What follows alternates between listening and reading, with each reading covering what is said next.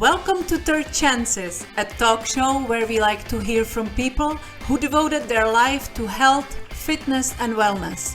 Medical professionals, health coaches, and all the others who help us every day to cure our body, mind, or soul. Those who always look for more natural, holistic ways to help even more people to live a happier and healthier life. Those who don't like to give up easily and settle on you or themselves. It is never too late or too soon. I always believe that every one of us deserves not just a second chance, but as many as we need. I'm Vera, your host. Who better than a master of reinvention with an accent to guide you through it, right? Just like they say, you are not a tree, so move. And God knows I have done just that in my own life many times. If you are not completely happy with the direction your life is going, this show may help you get the courage to change what is needed, find a new path, and take charge. So come on over, pour yourself a glass of wine, and spend some time with us. Let's laugh and cry together and get inspired by people just like you and me who overcame their own doubts and took a leap of faith to reinvent their life on their own terms. I hope and pray that we help you on that journey. And if you feel so compelled and inspired, please let us know. Don't be shy. Who knows? You may just be our next featured guest with another inspiring success story. So here we go.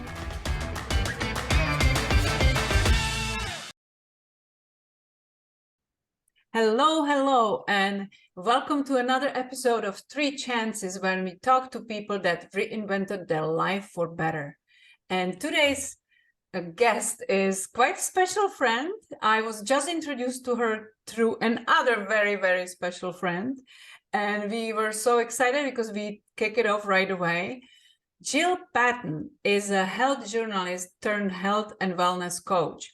She now works with women in leadership, whether it's their profession, communities, or families, to help them create the vitality and health they needed to keep showing up for what matters and to make the difference they feel called to make, which is fantastic description of that work that she does.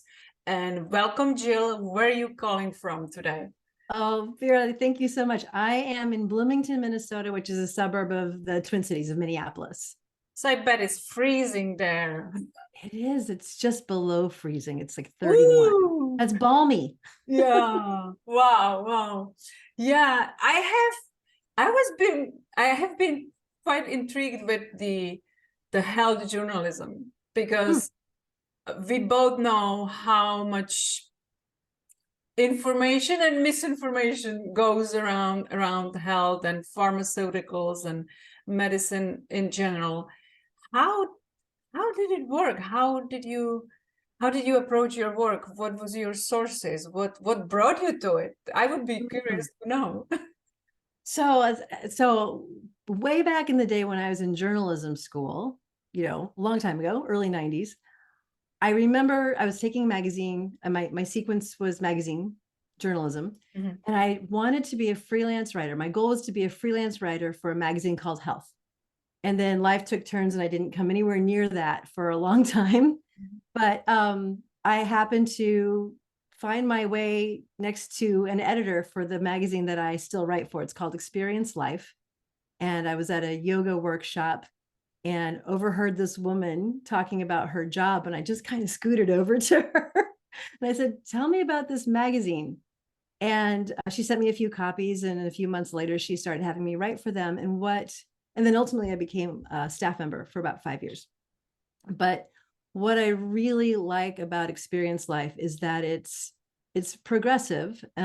Experience Life was talking about gut health, I think 20 years ago. I mean, it's been sort of on the leading edge of medicine, but it's also very science-based. And so a lot of the sources, not all the sources, but a lot of the sources that we look to for the health pieces and the nutrition pieces come out of the world of functional medicine. So a lot of really thoughtful, again, science-based, research-based, evidence-based work, but drawing on what we know and what we're seeing in what they know, what they're seeing in clinical experience. And so I learned a lot working for Experience Life. And because of that work, in part because of that work, when I went to get training to be a coach and decided I wanted to be a health and wellness coach, I ended up going through the Functional Medicine Coaching Academy just because I really liked that worldview.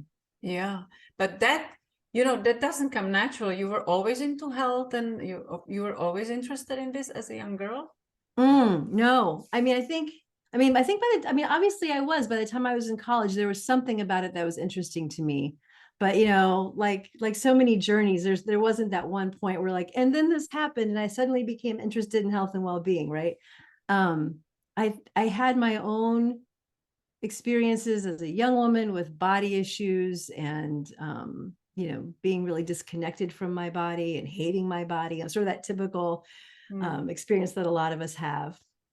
And then sort of moving from there into different periods of my life where I learned something about myself. I had an experience where like, oh, if I eat this, I feel this way, and without really realizing, like, it was these little dawnings of insight that I came across that eventually led me to being interested in nutrition specifically, and then ultimately overall well-being, which is kind of where I find myself now. I still really love to learn and read about nutrition and food as medicine. Yeah. But what's even more interesting to me, I think, is to take a broader look at well-being and what brings a sense of health to you that may have to do with something completely different than the food you put in your mouth. So I really, as I've evolved as a human and as someone who's really interested in health and wellness and dove in deeply, both as a nutrition editor, but also editing pieces that we called quality of life pieces, personal development pieces. I just started to widen my lens a little bit. And so that's kind of where I am now. I'm really interested in whole person well-being, and that might start in a number of different places for someone. Yeah, that's interesting shift from the journalism, because that's very much, I don't want to say single-minded operated, but you have to focus on facts, science. You have to do, well, good research. You have to do for that article. You have to be, But what I would say though is, so the first 30 years of my career have been as a writer and an editor. Mm-hmm. The last 10 years have been specifically in health and wellness, but I've been a writer and editor in different contexts, either in publishing or in business environments. And so I think the way I think about it is really about storytelling. Yeah. So I mean, it can be, storytelling can be like, I'm writing an article about quercetin, and like, what is the story of quercetin? Like, how do you use it, or nuancy things like that. But I think the bridge between what I do as a writer and what I do as a coach is really looking for that narrative thread, right? Mm-hmm. So if I'm working on an article and it's about a person, that's very obvious. I'm looking for sort of like what you're doing now, like, where did you start? Where did you go? What were the pivot points? Like the plot twists in your story, how did you get where you're coming from where you're coming from to where you are now? But I mean, that's what I do as a coach as well, right? I mean, you're listening for the through line of someone's story, right? Absolutely. And you're listening for what were their challenges? What were the turning points? What were the things they overcame, and how did they do that? What did they draw on from themselves or their experiences that allowed them to make a change? And I found that both when I'm especially if I'm writing a story about a person, but when I'm coaching a person, when a person hears their story, when they hear themselves tell their story, and then when they hear that story reflected back and affirmed by someone else, they start to connect dots in their life that they didn't connect before. Which and is the so point of coaching, exactly. Right. Yeah. So I feel like as a coach, in a way, I'm helping people write or rewrite their story. That's beautifully said, because that's exactly, I believe, the story we tell ourselves is the biggest part of our well-being. Absolutely. And and everyone has a reason for why they have a story. I mean, you'll meet people who have a very negative story, a very victim story. And I mean, I don't want to shame anyone for that, because something happened, right? Right. And so, and there's a reason why they might hold on to that story, but it's so empowering if you can help someone shift to a different perspective. And that's something also, that we talk about a lot with the magazine that I write for is, there's no should and there's no shame. Like, we might share information about research, or we may share information about sort of, a good way to make a change or whatever it is. But we're very careful not to say, and if you don't do this, you're somehow failing or somehow bad. You're constantly walking the line between being aspirational about what could be and being very meeting a person where they are.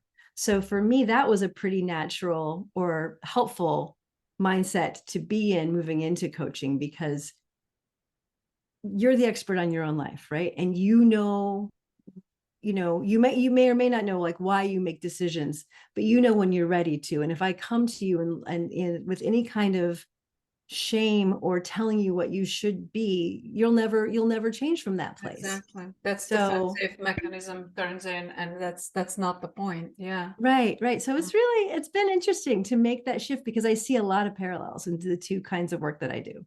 I just saw it, how beautifully you put it about the story. It totally intertwined, because for me, I looked at your previous work more like very detail oriented, very scientific based, fact oriented, which you want it to be. Yes, but it makes a lot of sense what you said. It's still a story that it's still a story. Tell. Yeah, and you're telling it to humans. You're telling it to humans to inspire and motivate. And so story sells the best anyway.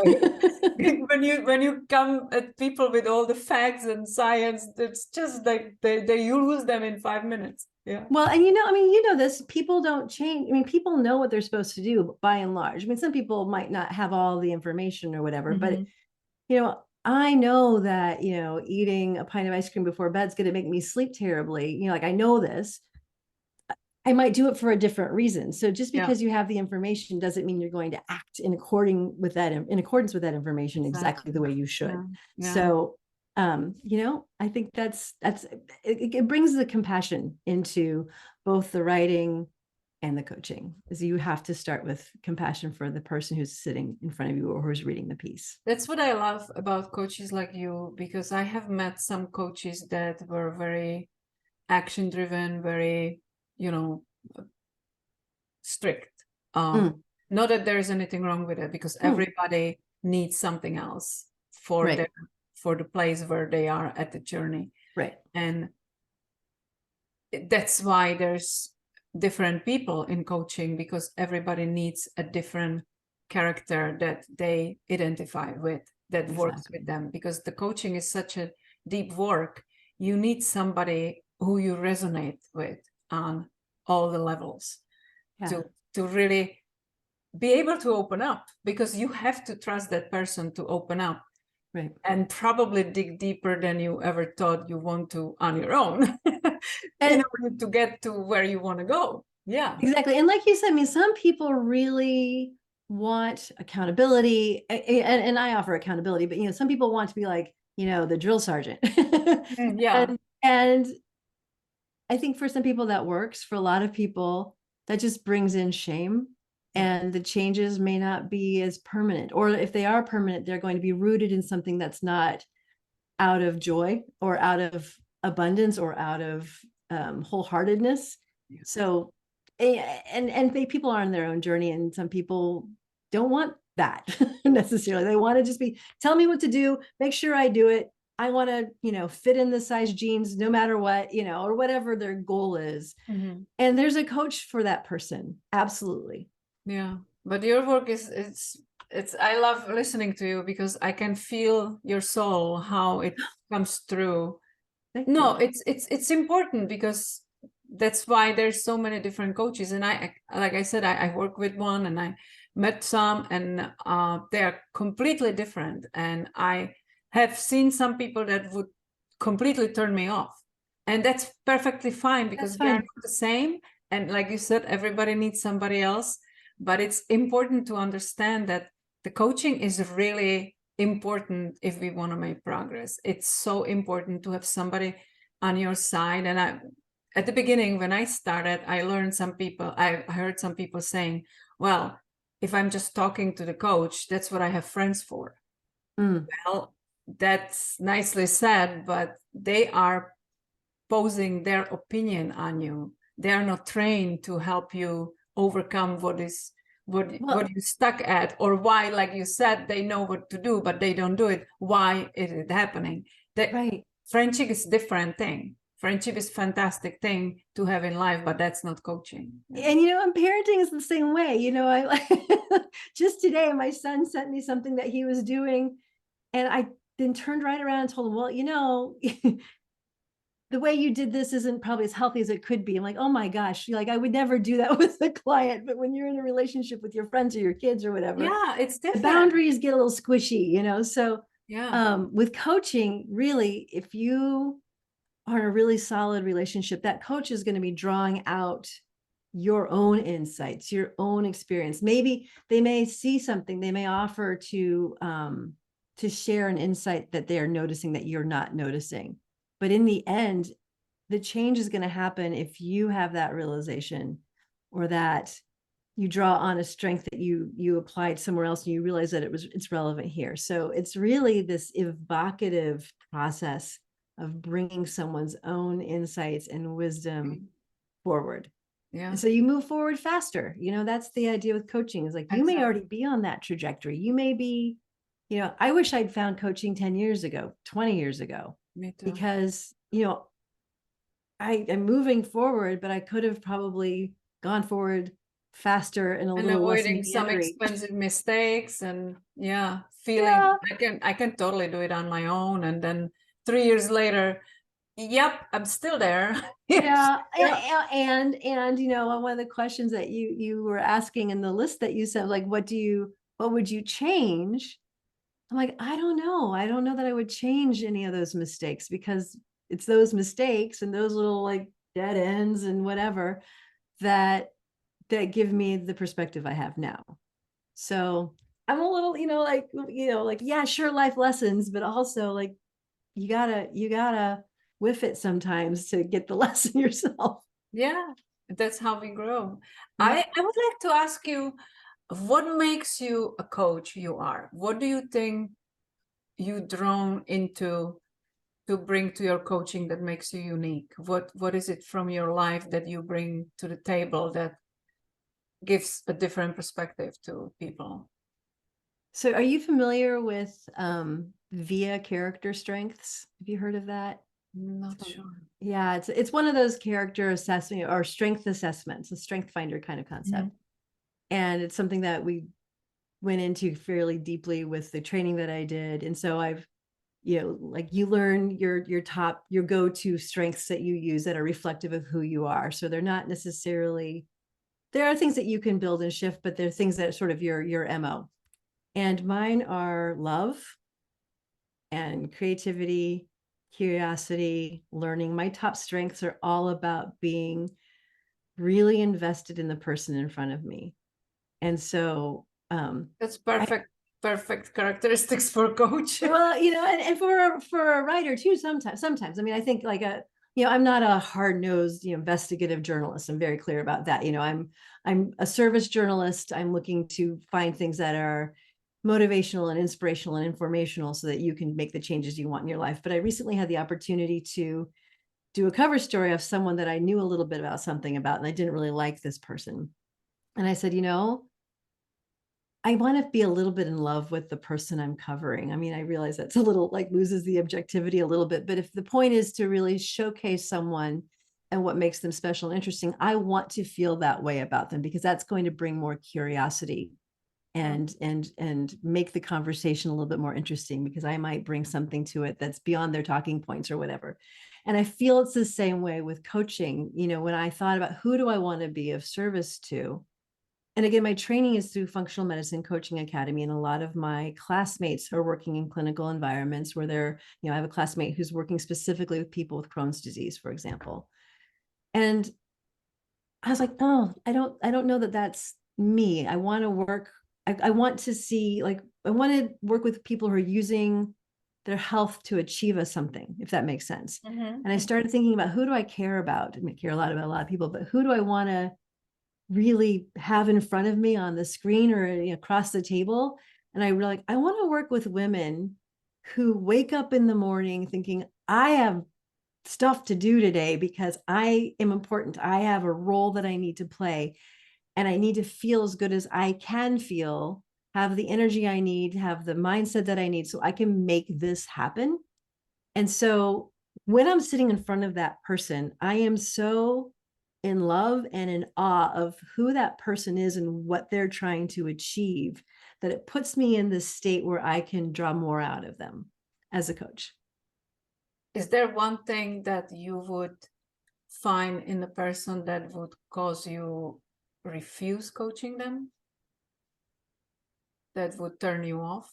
Because we obviously we cannot work with everyone. Right. It's a two-way street. Just like people pick their coaches to resonate with, we have to resonate with the client in order to make sure that we can really help them achieve their goals. So is there something that is no for you? What I would say is a no is someone who's there because someone else told them you should be coached.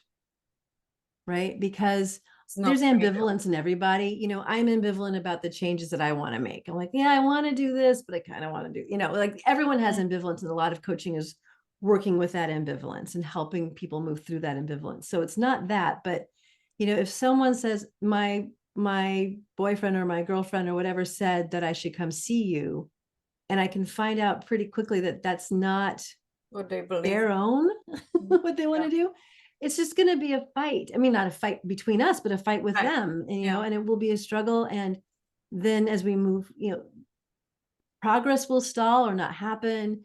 So I think for me, someone who is truly interested in making some changes, even if there's ambivalence, even if there's not clarity exactly, that's fine.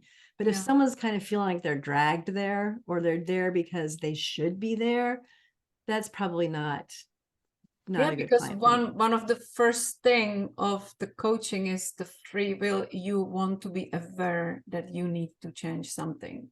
You need to get to the point when you realize, I may know all the tools, but I'm not using them. I need somebody that helps me get there, and they must be aware of that. It's like alcoholic, when you send them to healing clinic and they don't believe they have a problem, it's never going to work. Right. Because you have to be aware. There are some people, probably more on the clinician side, who are really skilled at helping people shift. Think of people who help alcoholics or who help people with addiction recovery. That's a different skill set, right? That's really helping someone move out of sort of the stages of change, like move out of this pre-contemplative state, into being ready for change. And so I think there's absolutely help for people who are like, I know I should change, I don't want to change, I'm not sure I'm ready to change. There's absolutely someone who can help that person. But I think for where I am, I want to meet someone halfway. I want to meet someone who's ready to do the work, so that that's more rewarding for both of us. Yeah, for sure. For sure. The work should be joy. Yeah. Is there something, without naming names and crossing any client's confidentiality, is there something that you may say it kind of repeatedly comes up as a block that your clients need to overcome in order to get to better health and better overall wellness? This is something that I'm still trying to figure out the best way to help someone through, because a lot of the people I work with, because they are, high achievers, most of them are women. Although I have one fabulous male client, so there's that. But like, they've gotten to where they are a lot of times by forcing themselves into something, by kind of beating themselves up a little bit. So I hear a lot of perfectionism. I hear a lot of self-blame, self-judgment, like, I was just an idiot, or whatever it is. It comes up a lot. And what I'm really try to have them do is gently, and this is, there's a skill to this that I'm cultivating, is gently have them reframe that, and gently have them bring some sense of self-compassion into the situation that they find themselves in, where they're not stupid. They just made a choice that was based on where they were at the time, or they go for something, they go to achieve something because they want to, because it's a pull, not, because you've been whacked, and if you don't do it, you will feel shame from the people around you. So trying to work with people who are motivated by the stick rather than the carrot, if that sounds awful. But whose motivation sometimes, or whose actions sometimes, are really not coming from a place of self-love. And so, how do you move them into a place of self-compassion, which is actually a super powerful place to live. It's not letting yourself off the hook, as you know, right? Self-compassion is really seeing where you are very clearly and tending to what you need very lovingly, which might mean moving yourself out of a stuck place, or moving yourself into more responsibility, or moving yourself into a new way of eating, but it's coming from a place of love, as opposed to a place of, judgment or, self-flagellation. Yeah. But like you said, I can imagine that the type of clientele you work with are very driven and go-getters, achievers. They have the hardest time to find this in themselves, because they believe if they don't go, it's kind of reflecting as a weakness on them. Exactly. And that's been something that I've had to learn too. I joke, like, I'm a type A- or B+, like I'm not, and a lot of that is because my body tells me when I'm pushing too hard. I get a lot of eye tick. I start, getting weepy. Like my body's just like, you're not going to work a 15-hour day. But sorry. You listen to those signs. I do. They don't sometimes. And, but, like I had a client once who was the CEO of an app, of a startup, and had a team of, I think, 15 or 20 people. And she really needed a vacation. And she was very wellness oriented. She wanted to model taking a vacation. So her vacation, though, was she was going off to a friend's cabin out in the woods, where she was going to work from there. Right. And I really had to bite my tongue, because that's where she is. For her, that was restorative. She could stop working at any point in the day and go get a walk. Like, that was a vacation for her. So that's the other big lesson, that I, especially with coaching, a little bit with the writing, but like I have, like, for me, I'm like, that's not a vacation. You need to go away and turn off whatever. I don't get to say that for her. I don't get to tell her what her wellness practice looks like. She gets to figure that out for herself. And if where she is right now is modeling vacation by taking, her work to some place that's more restorative, and she can see the woods, and she can be where she feels more filled because she loves her work. So working isn't the problem, right? So really to step back and say, okay, tell me why that is so restorative for you. Tell me why this is going to feel really good and enhance your health. And she gets to have that, not me. That's interesting. Have you heard of Michael Neal? He's like super coach. No. Fabulous person. Look him up. It's I follow his teachings for a while. Really compassionate person. I love his style. And he once talked about, he actually, if there was somebody who he wanted to work with him, and the first order he gave him was, you have to take 3 weeks off your work, because that person was so driven and so overwhelmed with everything. He wasn't even able to listen to hear himself at all. Like, he wasn't able to stop. And he was, I don't remember where I heard this story. It must be there's multiple videos with him on. Yeah, I'll have to look that up. And I remember he was saying, that client, I could see in his eyes that he was like, forget it. That's not going to happen. That's impossible. Like, I can't stop. Like you say, like they are, they can remove themselves from work, but that was his condition for working with him. Interesting. The guy started, they were supposed to meet in a month, and he said, he admitted to him later that he was completely ready to lie to him that he did take time off, which he didn't, until he got sick and he was forced to take the time off. And it's so funny because he was like, I would totally lie to you that I take the time off, but like he could read people. He's really, really Right, good yeah. at what he's doing. But it was just, isn't it funny that our body will tell make us it eventually. for us sometimes. I'm like, well, okay, I'll take you out. Yeah. So that's interesting. And I would imagine, I don't know, I haven't heard that story, that, you know, someone who is really that invested in their work and like, you know, it comes to sort of a form of an addiction, right? Like to take 3 weeks off, I would imagine would have had some pretty painful parts associated with it. It wouldn't have been like, sure. oh, now I'm just going to relax. You know, I always needed this. Like that would have been that itself would have been a huge lesson. His work is very quiet one. He's very, I'm fascinated by the way I he am too. speaks. And I can imagine, like, in order to actually get the message and have the transformation, you really need to quiet down so you can hear and you can listen. And you know, sometimes he just sits with people for a whole day just listening to them. And like you said at the beginning, it's something about when we start saying that story out loud that is running through our brain, suddenly it sounds differently. And when you reflect it back to them, you start realizing you are full of BS and you are, you know, it's just I don't mean it I don't mean it in a bad way. Yeah. I mean, you're right. You realize your own.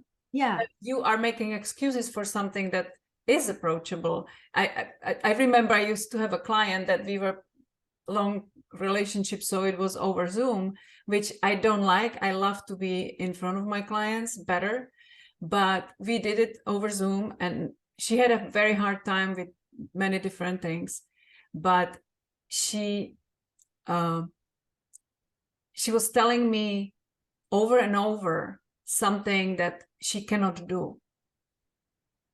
And it was obvious that she can, you know, and all I was like, you really can't. And she just stared at me and she said, well, of course I can.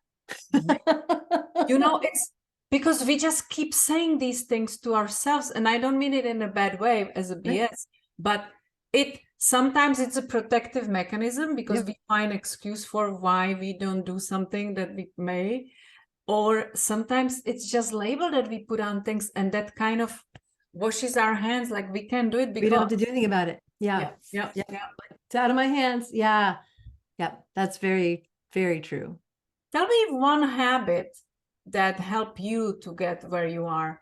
What is in your routine or in your life that you found working to be motivated, to achieve, to do things that because we are all kind of, we have some lazy part in us and we put things off, and you know, some people are motivated by deadlines, some people are freaking out about deadlines. What is working for you? What is one habit that you may identify that help you? Well, and I almost hesitate to call this a habit, more of a routine, because it comes and goes, you know, but it is a thread through my life for a long time. I'm a morning person, and I know people hate morning people. I'm the one who's talking to you on the elevator. Sorry. But, you know, so I love to get up early, especially in the winter. Up north in Minnesota, it is dark. And, you know, and I have my sort of routine that I love to do. I get candles, I make some jasmine tea or some oolong tea. I have books that I am reading, you know, usually sort of a more spiritual nature.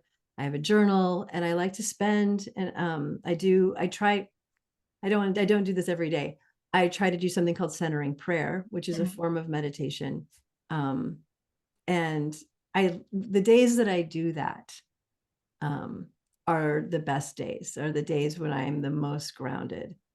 But in general, sometimes, you know, in the summer, you know, wake up, it's 5 a.m. It's 5 a.m. and it's light out. On those days, then I go for a walk, you know, so but for me, the habit, I guess, is getting up early It's your and meeting. having some time to just center, ground, and I didn't get to do that today because I think I told you I didn't sleep well. So I'm like, I'm sleeping until 7 and like, let's go. So I hope this is okay because I didn't have my morning. Absolutely fine. Absolutely fine. But that's interesting because I can imagine that if you work with clients that are very busy, not many of them would take this time to take for themselves.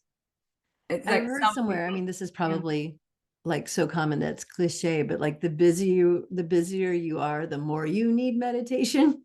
yes. It's like, And I don't it's have time to hard to meditate. I'm too busy. imagine. It is hard to imagine when you are in the middle of things.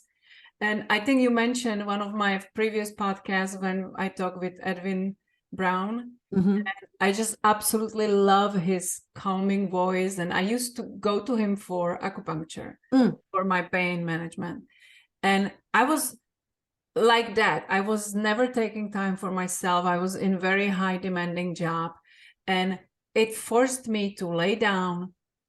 There was very quiet music. It was very very special place to just make me calm down, concentrate on my breath, having the treatment, and he would very quietly and calmingly lead me through it. And I was looking forward for those moments because I would never do it myself, even though I could.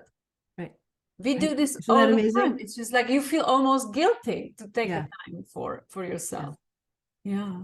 But once, if you can even get a little bit of a track record doing it, just enough to start to notice like, oh, when I don't check social media, when I first get up in the morning, my day goes a lot better, or whatever it is. Like when I meditate, when I exercise, when I drink a glass of water, whenever I do this thing, at whatever point in my day, I feel this, then that's when you can start to make a conscious, like, okay, but I want to feel that more, When I lie down at the acupuncturist and calm down because I have to, because there are needles in me and I can't move. I feel this way. Like, wow, where else can I bring this into my life? And it's even few minutes makes difference. It doesn't have to be hours. Yeah. Right. So if I may ask you, if somebody was considering to work with someone like you, could you give us some idea how that work looks like? I know everybody's individual and everybody has different, like what the work looks like, what together. The process looks like, what they can expect, how usually it looks like, because I know every client has completely unique problems and issues, and you may work with different styles, but to get some idea for someone who never faced coaching, who may not be sure what it is. Well, one of the things that I've noticed since I've been coaching is that, my website says I'm a health and well-being coach, and that I consider well-being to be a very large category. Yes. And I know from the intake forms or conversations with my clients that they have a specific health issue. I've got a gut health thing that I've been dealing with, or my blood sugar is too high, or whatever it is. We don't ever, so far, like, we don't start there. Most people just don't start there.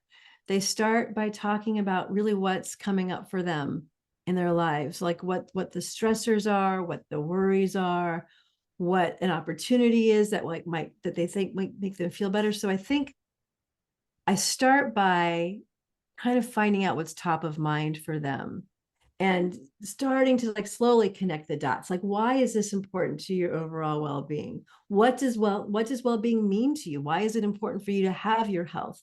So we have a lot of these early conversations where we're really setting the stage and defining terms and parameters about what health means to me, what is important to me in my life, what are my values, what's coming up for me right now that's taking up all of my mind and my energy. And we start there and kind of notice those connections, like this thing that you decided to do in this work environment, this work situation, how did that tie to a value of yours? Well, then later in the relationship, we might bring that across to this change they want to make to their movement. They want to start walking or whatever. Like, we can start bringing these threads from these other areas of their lives that we've talked about in these grounding sessions and these preliminary, I don't want to say preliminary, they're important. They're making changes. But when we move into the health conversations, if we get to the health conversations, it's in the context of this larger life that they're living. So I guess I would say that is that we're going to talk about your life, and how your health supports your life and how your life supports your health. Because everything is interconnected. Totally. Yeah. Yeah. And how long usually your coaching lasts with one client? So I start with a 12-week, like a 3-month, 12-week package. And then we reevaluate. I think 12 weeks is enough to start to move the needle on some things and to be able to turn around and say, oh, look at these things that I didn't think were possible that I'm doing now. Like a client who really wanted to get up in the morning and start doing basic yoga, had never done yoga, was apprehensive about yoga, didn't know, but for whatever reason felt that's where they needed to go. But, it would entail making this change to this otherwise great morning routine of coffee by the fire and the dog. So, didn't think they were going to be able to make that decision. And so we started very small, like, what's the tiniest thing that you could do? And like, really 12 weeks in, we look back, I'm like, your yoga practice is baked. Like, you've got a daily 20-minute yoga practice. And now you're building from that because you started tiny and added, and when you were ready. And I don't know, it's just really interesting. So anyway, that 12-week point, in my experience, is a nice sort of inflection point where you can look back and see where you've been, and then look forward and see, is there more to go? So we can keep going from that point. I love it.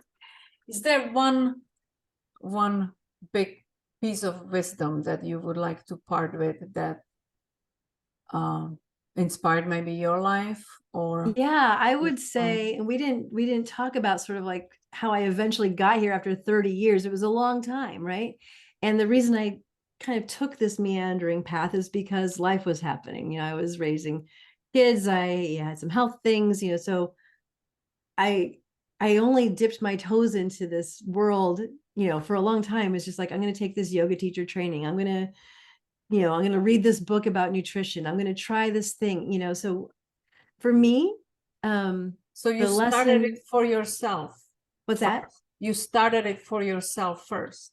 I started for myself, and I just started it within a lot of constraints, right? So I wasn't in a position to just drop what I was doing in my family life, in my home life, in my, in my own experiences, to go like, I think I want to be a health coach, like, or what, actually, I thought for a while I wanted to be a therapist.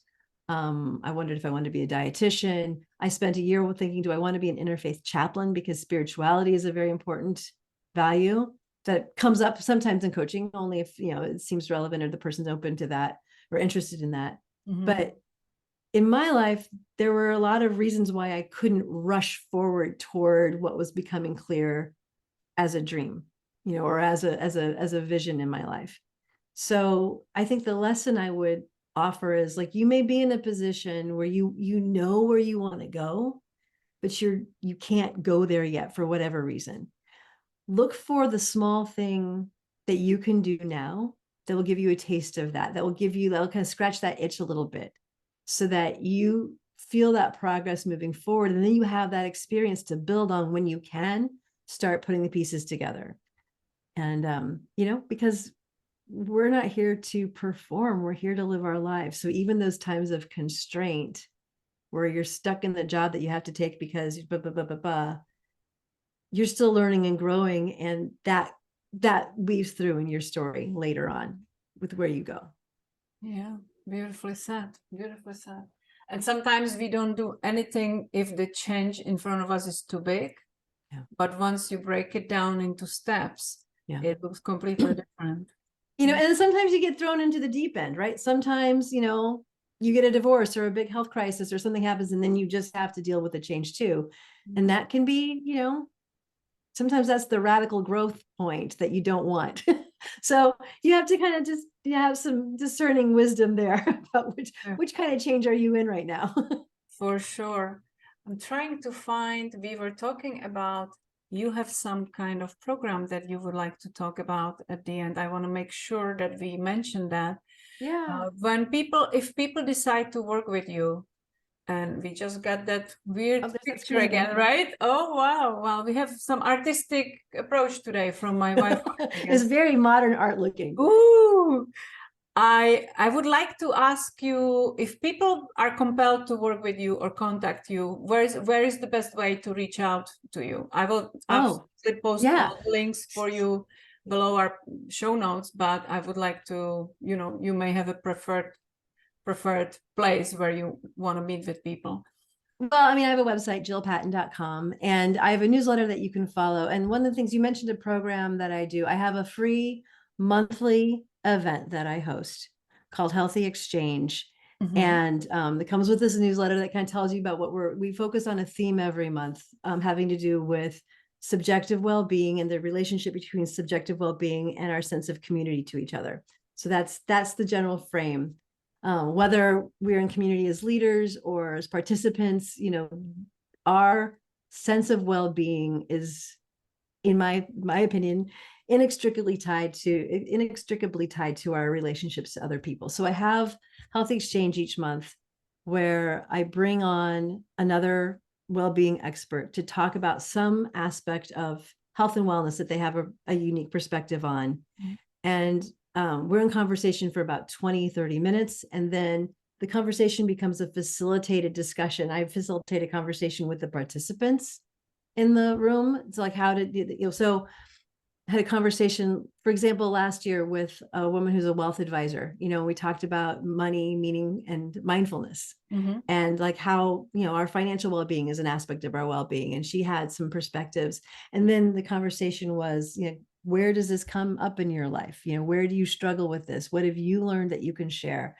So it's an opportunity to kind of get to know me in a non-one-on-one way, where I'm sort of having a conversation, and get on my mailing list and hear about, other events that are coming up and offers for coaching. So you can go to jillpatton.com and you'll get a lovely little pink, pop up that says sign up for my newsletter. And I think that's the best place. That's the best place to get to know you deeper as well, before somebody may be ready for reaching out and absolutely. have some work one-on-one.